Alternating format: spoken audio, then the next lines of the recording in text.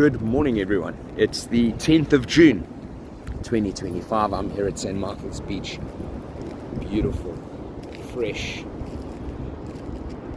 and calm morning.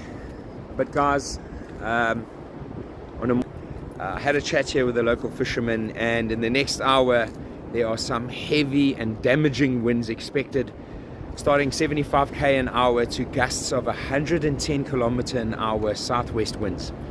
So for those out there, if you are in KZN, it's the 10th of June, it's just before 7 o'clock in the morning, and in the next hour or so, as predicted, it's going to be a damaging wind. So please be safe out there, share the message.